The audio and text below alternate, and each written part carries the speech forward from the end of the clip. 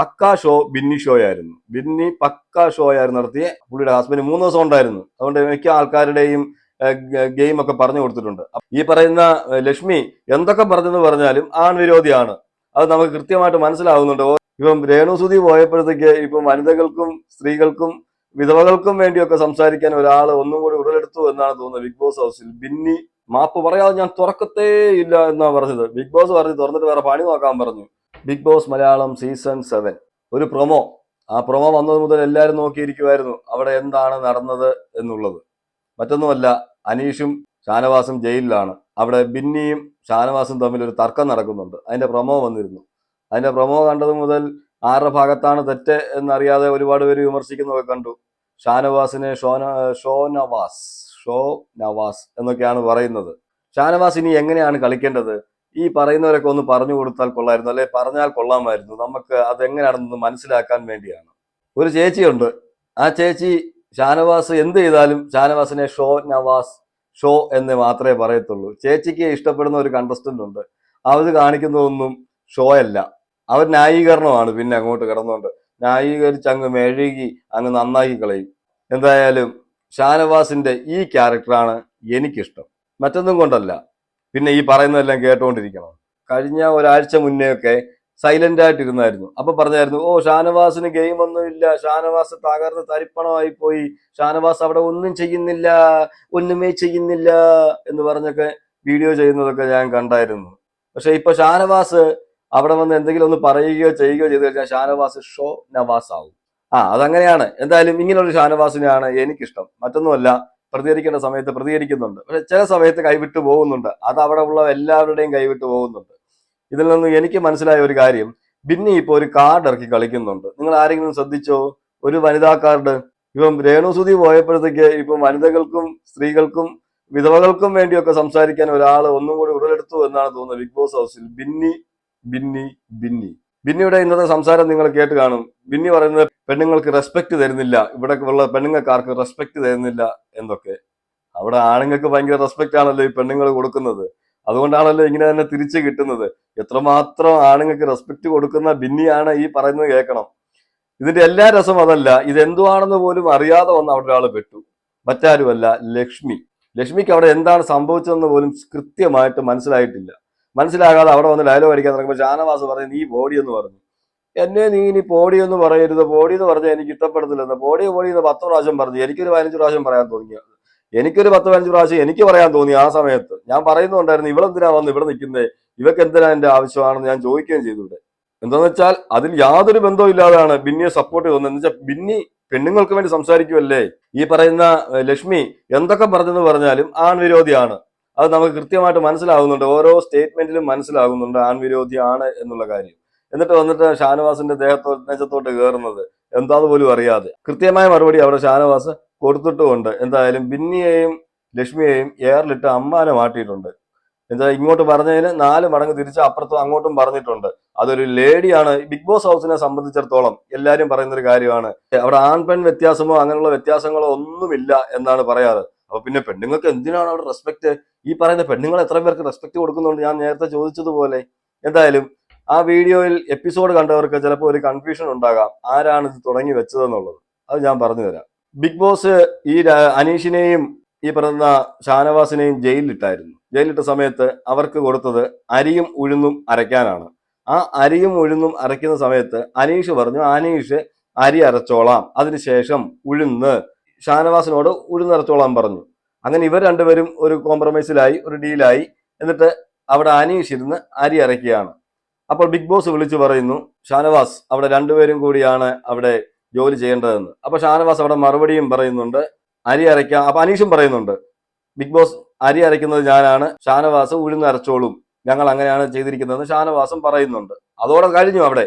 പക്ഷെ അവിടെ വന്നിട്ട് ബിന്നി ഒരു ഷോ ഇറക്കി, രണ്ടുപേർക്കും കൂടെ ജോലി ചെയ്യാനാണ് തന്നത് എന്ന് പറഞ്ഞിട്ട് ബിന്നി അവിടെ വന്ന് ആ ഷോ ഇറക്കേണ്ട ആവശ്യമൊന്നുമില്ല.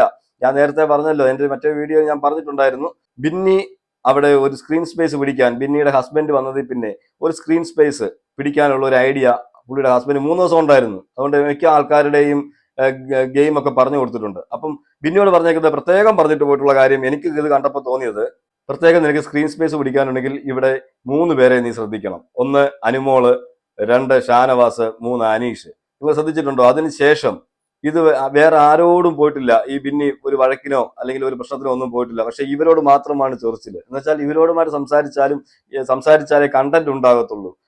മനസ്സിലായില്ലേ? അപ്പൊ സ്ക്രീൻ സ്പേസ് കിട്ടണമെങ്കിൽ ഇവരുമായിട്ട് ഒന്നിൽ ഫൈറ്റ് ചെയ്യണം. ഫൈറ്റിങ്ങേ നടക്കത്തുള്ളൂ, ഫൈറ്റ് ചെയ്യണം. അപ്പൊ അതിനുവേണ്ടി എന്തെല്ലാം കിട്ടും എന്ന് പറഞ്ഞ് ഇങ്ങനെ ആലോചിച്ച് നടന്ന് ഓരോന്ന് കണ്ടുപിടിക്കുന്നതായിട്ടാണ് എനിക്ക് തോന്നിയത്. പക്കാ ഷോ ബിന്നി ഷോ ആയിരുന്നു. ബിന്നി പക്കാ ഷോ ആയിരുന്നു നടത്തിയ. എന്തായാലും ഷാനവാസ് അതിനുള്ള മറുപടി കൊടുത്തിട്ടുമുണ്ട്, എയറിലിട്ട് പറപ്പിച്ചിട്ടുമുണ്ട്. എനിക്ക് അങ്ങനെയാണ് തോന്നിയത്. ഷാനവാസ് അത്രയും പറഞ്ഞത് കുറഞ്ഞു പോയെന്നേ ഞാൻ പറയത്തുള്ളൂ.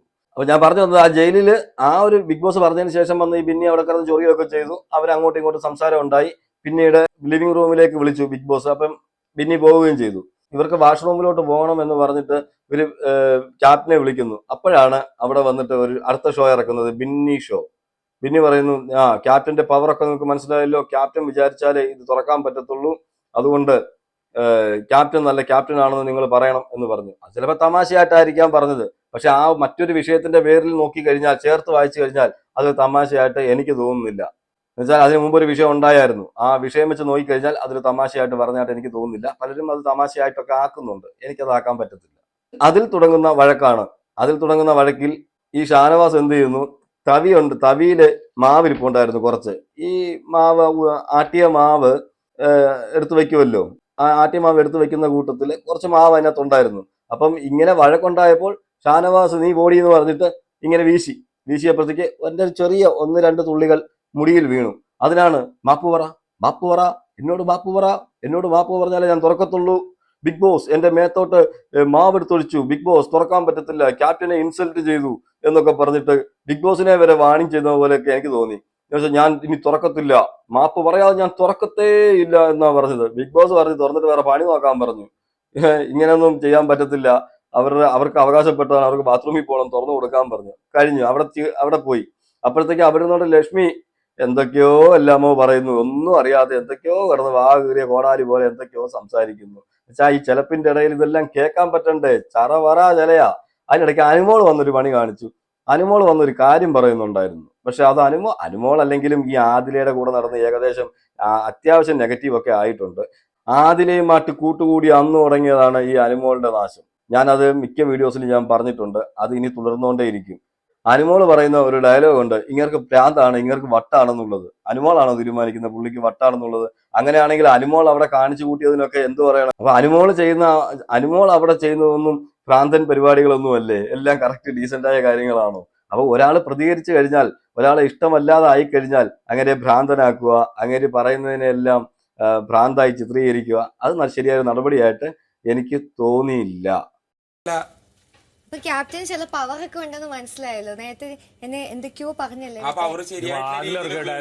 അതൊന്ന് മാറ്റി പറഞ്ഞാൽ നമുക്ക് വാതിൽ തുറക്കാം. ഒരിക്കലുമില്ല. ക്യാപ്റ്റൻ സൂപ്പറാന്ന് മാത്രം ഒരിക്കലുമില്ല.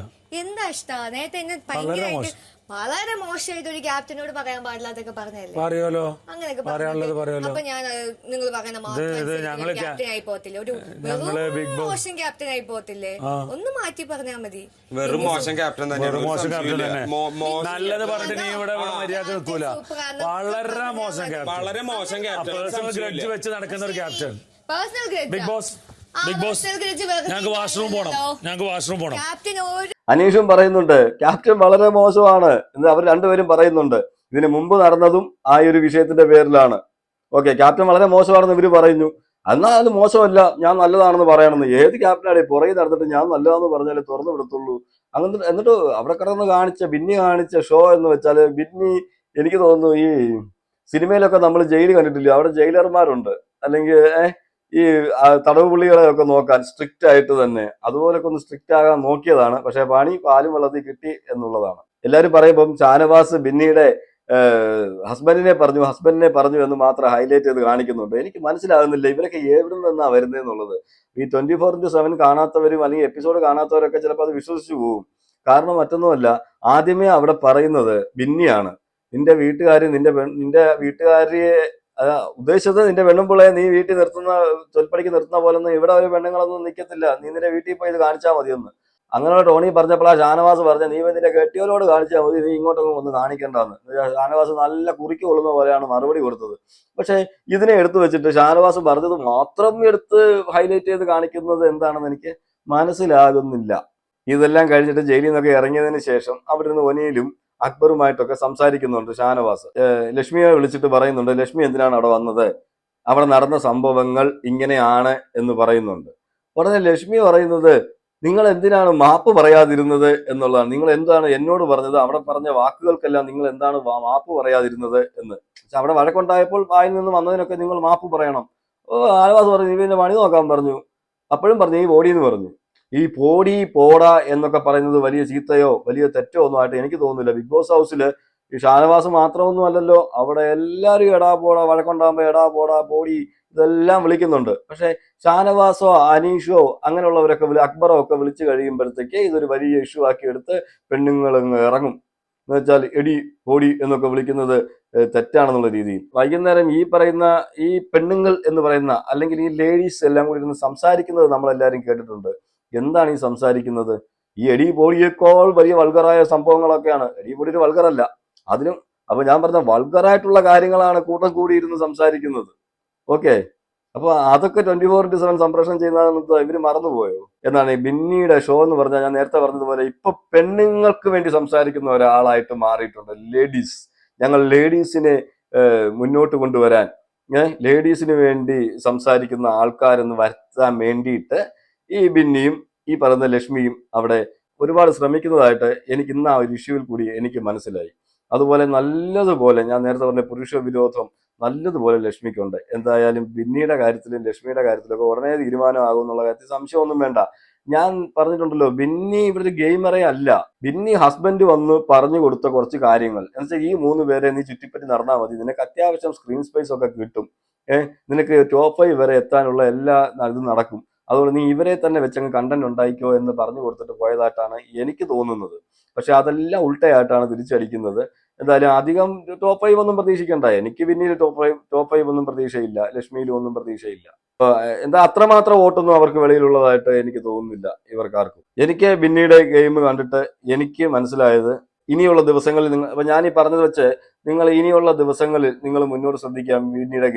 ബിന്നിയുടെ ഗെയിമിൽ ബിന്നി ഈ 3 പേരെ നേരത്തെ പറഞ്ഞ 3 പേരെ മാത്രമായിരിക്കും ടാർഗറ്റ് ചെയ്യാൻ പോകുന്നത്. ഒരു ഗെയിം വരുമ്പോൾ വല്ല ഒരു ഇഷ്യൂ ഉണ്ടാകുമ്പോൾ അങ്ങോട്ടും ഇങ്ങോട്ടും ഒക്കെ പ്രശ്നം ഉണ്ടാകും, വായി വരുന്നൊക്കെ പറയും. ഷാനവാസ് എന്തോ പറഞ്ഞു, അതിൽ കൂടുതലൊക്കെ പറഞ്ഞ ആൾക്കാരൊക്കെ അവിടെ ഉണ്ട്, ലേഡീസും ഉണ്ട്. അങ്ങോട്ടും ഇങ്ങോട്ടും വഴക്കുണ്ടാകുമ്പോൾ ഇംഗ്ലീഷിൽ തെറി വിളിച്ചവരും അല്ലാത്തവരും എല്ലാം ഉണ്ട്. അപ്പോഴും ബിഗ് ബോസ് ഒന്നും പറഞ്ഞിട്ടില്ല. ഈ പറഞ്ഞ വീക്കെൻഡ് എപ്പിസോഡിൽ വന്ന് ലാലേട്ടൻ പോലും ചോദിച്ചിട്ടില്ല എന്തിനാ അങ്ങനെ പറഞ്ഞെന്ന്. ഓക്കെ, പക്ഷെ ഇനിയിപ്പോ ഷാനവാസിനോട് ചോദിക്കുമായിരിക്കാം, എനിക്കറിയത്തില്ല. എന്നാലും ഞാൻ പറയാം, ഒരു ചാനലിന്റെ പ്രോഡക്റ്റ് ആണ് ഈ ബിന്നി. നമുക്ക് എല്ലാവർക്കും അറിയാം ചാനലിന്റെ ഒരു പ്രോഡക്റ്റ് തന്നെയാണ് ബിന്നി. ബിന്നിയെ അല്ലെങ്കിൽ ഇത്രയും ദിവസം അവിടെ നിൽക്കാനുള്ള വോട്ട് ബിന്നിക്കുണ്ടോ? എനിക്ക് വളരെ സംശയമുണ്ട്. ജിസേല് വരെ ഔട്ടായി. എനിക്കിപ്പോ നല്ല സംശയമുണ്ട്. ബിന്നിയൊക്കെ ആദ്യമേ പോകേണ്ടതായിരുന്നു, പക്ഷെ ബിന്നിയൊക്കെ സംരക്ഷിച്ചുകൊണ്ടിരുന്നതായിട്ട് എനിക്ക് തോന്നുന്നു.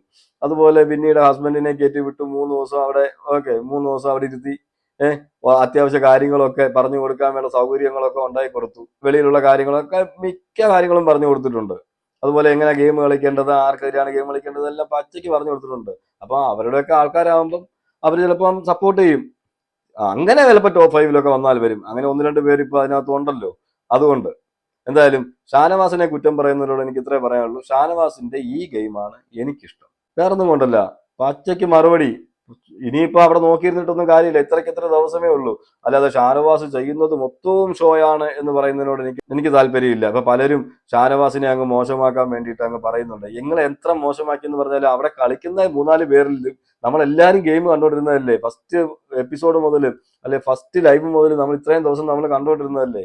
ഈ പറയുന്ന അനീഷ്, അനുമോള്, ഷാനവാസ്, ജിസേല്, ആര്യൻ, അക്ബർ, ഒനീല്, അബി, ഇവരെക്കാട്ടിലും എല്ലാം താഴെയാണ് ഈ ബിന്നി അവിടെ എന്ത് കണ്ടന്റ് ഇപ്പോഴാണ് 1-2 കാര്യത്തിൽ കയറി സംസാരിക്കുന്ന നിലപാട് പറയുകയൊക്കെ ചെയ്യുന്നത്. അതിന് എത്ര ദിവസം ഉണ്ടാവുമെന്ന് പോലും അറിയത്തില്ല. ഇനിയിപ്പോ അങ്ങോട്ട് നിലപാടിന്റെ ബഹളമായിരിക്കും, വേറൊന്നും കൊണ്ടല്ല. അത്യാവശ്യം ക്ലൂ ഒക്കെ കിട്ടിയത് കൊണ്ട് നിലപാടുകളുടെ ബഹളം തന്നെയായിരിക്കും. അതീ പറഞ്ഞതുപോലെ ഈ ഷാനവാസിനെയും ഈ പറയുന്ന പോലെ അനീഷിന്റെയും ഒക്കെ ദേഹത്തുകൂടി ആയിരിക്കും നിലപാടൊക്കെ ഉണ്ടാക്കാൻ പോകുന്നത്. അവരെടുത്തിട്ട് ഉടുക്കുകയും ചെയ്യും. ഓക്കെ, പിടിച്ചു നിൽക്കാനുള്ള കരുത്തൊന്നും ബിന്നിക്കില്ല. വേറെ പ്രത്യേകിച്ചൊന്നും ബിഗ് ബോസ് ഹൗസിനകത്ത് നടന്നില്ല. ഇന്ന് ഈ ഒരു ഇഷ്യൂ ആണ് നടന്നത്. അപ്പൊ ഈ ഇഷ്യൂ ആണ് ഹൈലൈറ്റ് ആയിട്ട് വന്നത്. നിങ്ങൾ നിങ്ങളുടെ അഭിപ്രായങ്ങൾ കമന്റ് ചെയ്യുക. മറ്റൊരു വീഡിയോ ആയിട്ട് നമുക്ക് കാണാം.